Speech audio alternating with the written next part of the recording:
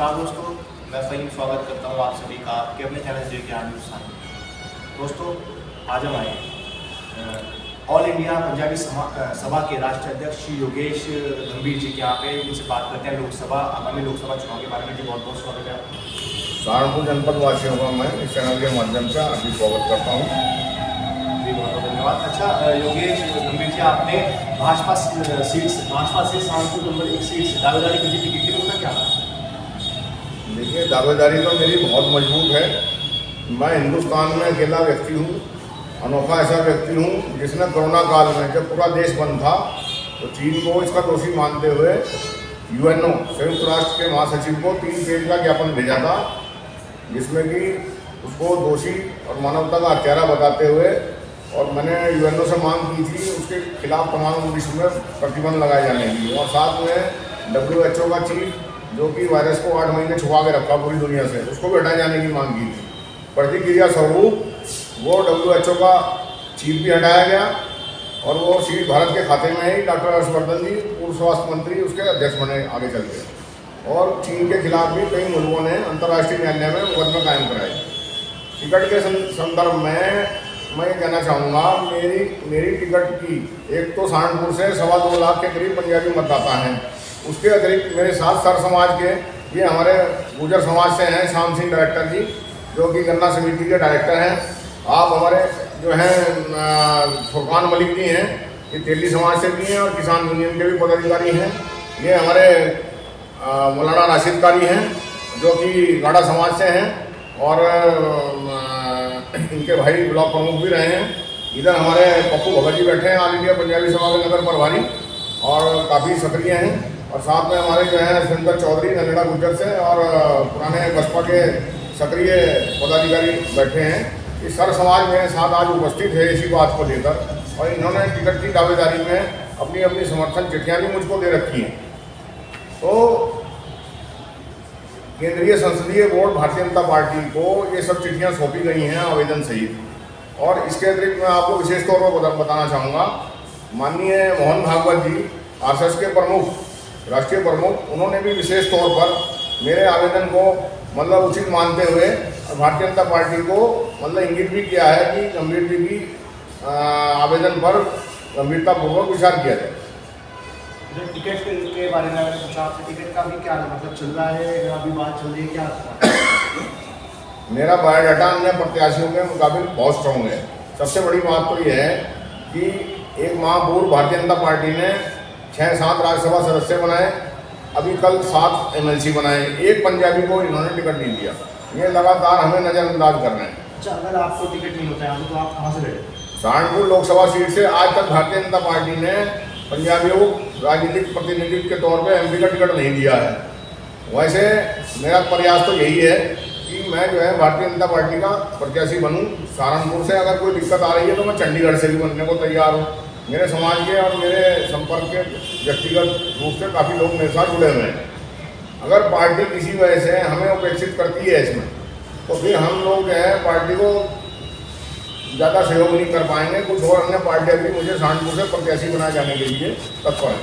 अच्छा, आज देखा जाए तो लोकसभा चुनाव बिल्कुल चरण पर है, सर पर है, आने वाले हैं, लेकिन तो अब तक के नंबर 1 सीट सहारनपुर से भाजपा ने अपना प्रत्याशी चुना नहीं है, जबकि 51 प्रत्याशी उत्तर प्रदेश से चुन लिए गए हैं। तो उसके बारे में इसके बारे में यही कहना चाहूँगा मैं कि मेरा, जैसे कि मैंने पूर्व में कहा, माननीय मोहन भागवत जी RSS प्रमुख ने मेरे आवेदन पर अच्छी सिफारिश कर रखी है।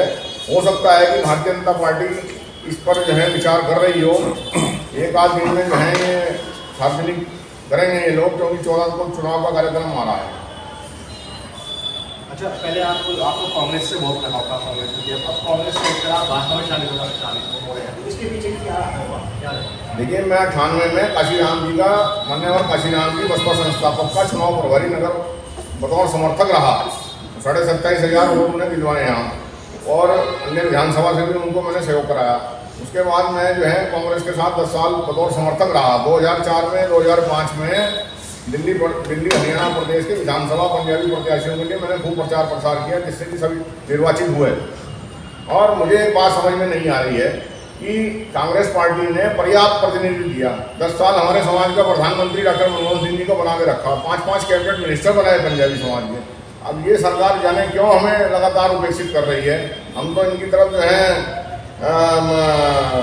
आस लगाए बैठे हैं कि कुछ हमारा भी जो है इतने समय से जो है सहारनपुर उत्तर प्रदेश में बीजेपी को सपोर्ट करते आ रहे हैं पंजाबी समाज के लोग, तो ये क्यों नहीं हमें जो है इस बारे में जो है मतलब कुछ महत्व देना चाह रहा है। बताया कांग्रेस ने कैबिनेट मंत्री बनाए, पंजाबी समाज को बहुत महत्व दिया, उसके बाद भी फिर कांग्रेस छोड़ने का पिछले बार क्या रहा? मैंने आज तक कोई राजनीतिक पार्टी ज्वाइन नहीं की। मैं उनके साथ लगा रहा ऑल इंडिया पंजाबी सभा के बैनर पे बतौर समर्थक। अब अगर जो है भारतीय जनता पार्टी आश्वासन दे तो मैं 10,000 आदमी दिन के समय सर, जिसमें कि पंजाबी सहित सर समाज के लोग होंगे, गुर्जर बिरादरी के, हमारे दलित समाज के, मुस्लिम समाज के, वे अन्य सभी जो व्यक्तिगत रूप से संपर्क में हैं इतने सालों से, इतनी भारी संख्या के साथ हम पार्टी ज्वाइन करने को तैयार हैं। और चाहे तो ये भारतीय जनता पार्टी तय कर ले। माननीय प्रधानमंत्री जी का प्रोग्राम लग रहा है सहारनपुर में, शाकुंभर देवी यूनिवर्सिटी में, तो हम उसमें भी जो है ज्वाइनिंग कर सकते हैं अगर हमें टिकट का आश्वासन नहीं है। अच्छा, भारतीय जनता पार्टी ने अगर टिकट के लिए नंबर 1 टिकट के लिए किसी नए दावेदार नए चेहरे को चुना और टिकट आपको ना मिला, तो क्या आप उस नए चेहरे को समर्थन करेंगे, उसको लड़ाएंगे, या फिर किसी और पार्टी ज्वाइन करके उससे वहाँ टिकट मांगेंगे? जैसा कि मैं पहले भी कह चुका हूँ कि पिछले इंटरव्यू में मैंने ये बात कही थी, दिल्ली, हरियाणा, पंजाब और उत्तर प्रदेश सहित अन्य प्रदेशों में पंजाबी समाज का लगभग 40 सीटें लोकसभा की बैठती हैं। तो अगर भारतीय जनता पार्टी हमारे समाज को पर्याप्त राजनीतिक प्रतिनिधित्व नहीं देगी तो फिर हम कैसे उनके साथ जो है जुड़ पाएंगे।